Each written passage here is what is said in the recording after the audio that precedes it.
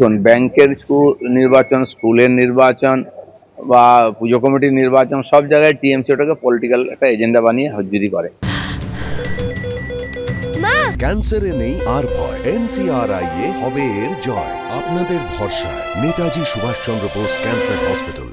এবং ঠিক আছে, প্রচার করো তোমার মতে, কিন্তু কাউকে ভোট দিতে দেবে না, ভোটারদের ঢুকতে দেবে না, গ্রাম থেকে বেরোতে দেবে না। যত কোঅপারেটিভ নির্বাচন হচ্ছে পূর্ব মেদিনীপুরে দেখুন, ভোটারদের ঢুকতে দেওয়া হচ্ছে না।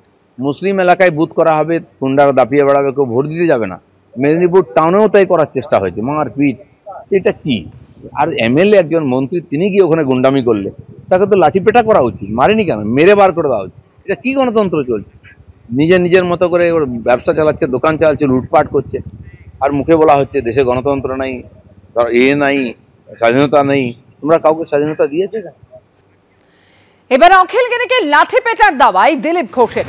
অখিলগিরি গতকাল গুন্ডামি করেছেন, অখিলকে মানেনি কেন? ওকে মেরে বের করে দেওয়া উচিত ছিল।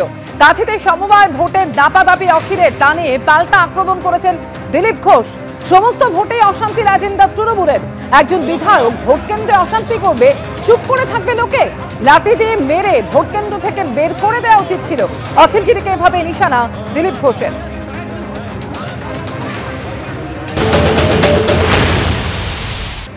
গতকাল কাঁথি সমবায় ব্যাংকের ভোট গ্রহণ ছিল, আর যে ভোটকে কেন্দ্র করে দিনভর একেবারে দফায় দফায় অশান্তি হয়, সেটা কাঁথি হোক, ইগড়া হোক কিংবা রামনগর। অখিলগিরির তাকে দেখা যায় যে ভূমিকায় গতকাল অখিলগিরি, তিনি পুলিশকে জানোয়ার বলে আক্রমণ করেন। শুধু তাই নয়, কনুয়ের গুঁতো মারেন পুলিশকে।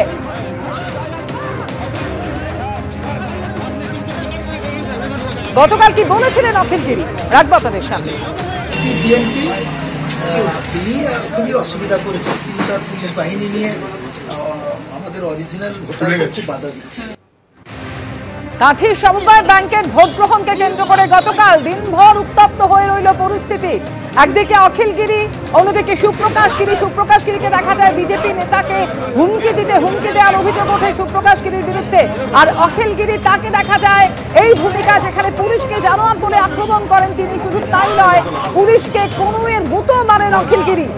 হাত ভেঙে দিব। আমাদের কার্যকর্তাদের মারধর করা হচ্ছে। এই আমাদের এই যে ক্যাম্পটা ভাঙচুর হয়েছে, ভোটারদেরকে স্লিপ কেড়ে নেওয়া হচ্ছে, তাদের আইডি কার্ড কেড়ে নেওয়া হচ্ছে, আমাকে মারধর করা হচ্ছে। একবার না দুবার অ্যাটাক হয়েছে।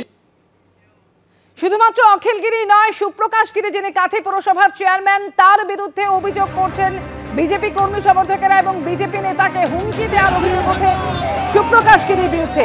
আর এই নিয়ে সুপ্রকাশ গিরি কি বলেছেন, রাখবো আপনাদের সামনে।